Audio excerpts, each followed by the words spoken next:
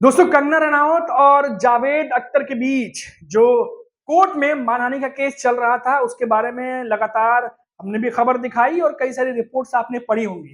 लेकिन अभी तक जावेद अख्तर ने इस पर खुलकर कोई बयान नहीं दिया था, लेकिन अब उन्होंने अपनी चुप्पी तोड़ी है।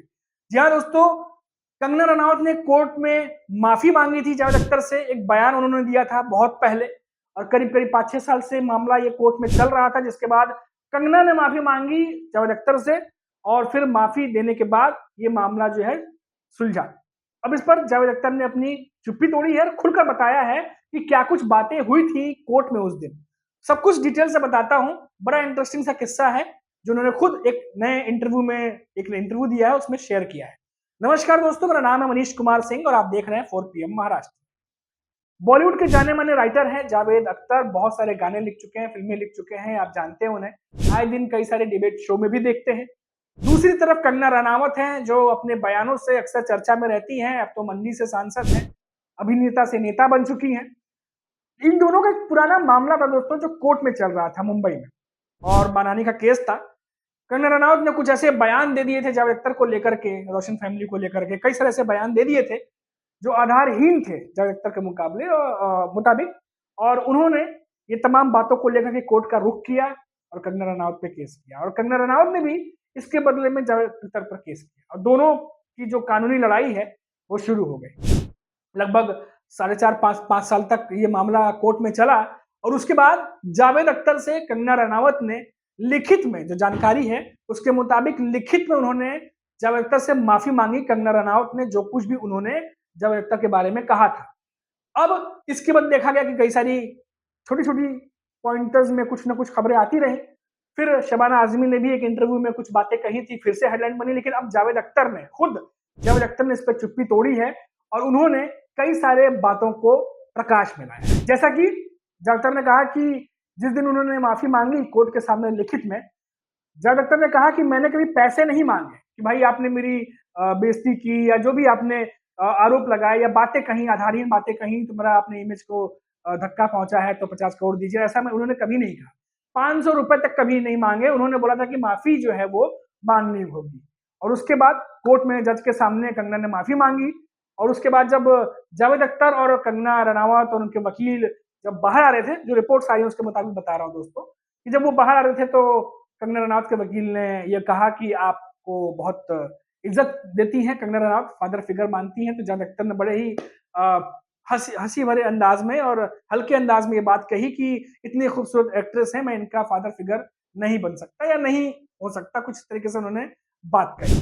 अब इसके बाद देखिए दोस्तों, कंगना रनावत ने ये भी कहा, जब मामला सुलझ गया तो उन्होंने एक फोटो शेयर की थी, इसमें कंगना ने ये कहा था कि आप मेरी फिल्मों के लिए गाने लिखिए। तब जावेद अख्तर ने कहा कि क्यों नहीं, मैं जरूर लिखूंगा।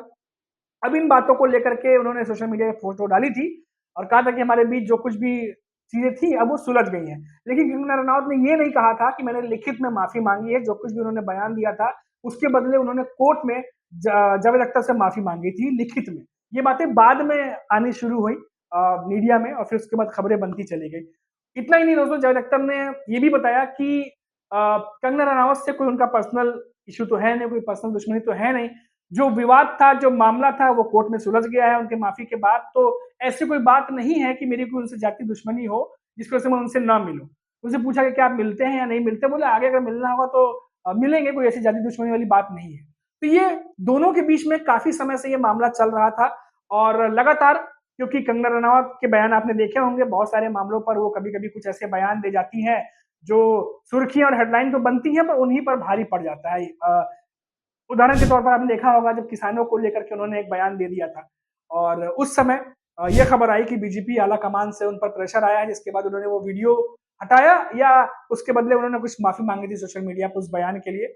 उसके बाद देखा गया कि डोनाल्ड ट्रंप के लिए अभी हाल ही में एक वाकया हुआ था, जिसमें उन्होंने पीएम मोदी और डोनाल्ड ट्रंप को लेकर के कुछ बातें कही थी, अल्फा मेल वगैरह कुछ सोशल मीडिया पे पोस्ट किया था, जिसको लेकर के डोनाल्ड ट्रंप के एक तरीके से कहें कि थोड़ा-सा डोनाल्ड ट्रंप के लिए इंसल्टिंग जैसा वो मैसेज था, जिसको बाद में ये बात उस पोस्ट को हटाया गया। कंगना रनावत ने खुद जानकारी दी, कंगना रनावत ने, कि जेपी नड्डा के कहने पर उन्होंने वो पोस्ट जो है वो डिलीट किया या हटाया है उसको। तो कई बार कंगना रनावत जो है ऐसे बयान दे जाती हैं, जो बाद में उन पर भारी पड़ता है, और उनमें से ही एक वाकया ये भी था जब उन्होंने साल 2016-17 के आसपास ये पूरा मामला गरमाया था, चल रहा था, 2018-19 के आसपास कुछ बयान दिया था, कुछ ऐसे कोई पुराना मामला है दोस्तों।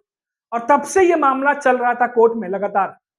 कंगना रनावत को कई बार कोर्ट में हाजिर होने के लिए भी कहा गया था, लेकिन जो रिपोर्ट्स है उसके मुताबिक कई बार वो कोर्ट में हाजिर नहीं हुई थी। एक बार तो कोर्ट को ये तक कहना पड़ गया था कि अगर वो अगली बार नहीं आती हैं, तो फिर कोई और एक्शन या कार्रवाई की बात जो है वो कोर्ट सोच सकता है। कुछ ऐसा उस समय भी खबरें आई थी।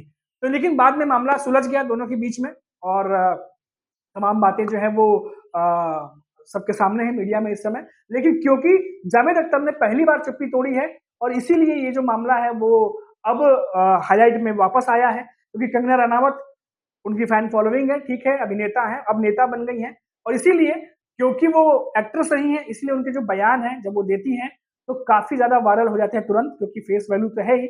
लेकिन जैसा कि मैंने कहा कि बार बार वो बयान तो दे देती हैं, लेकिन ये बयान पलटकर उन पर ही भारी कई बार पड़ जाते हैं और जावेद अख्तर का मामला जो है इसमें से एक है। अभी के लिए इतना ही। आप देखते रहिए 4 PM महाराष्ट्र। नमस्कार।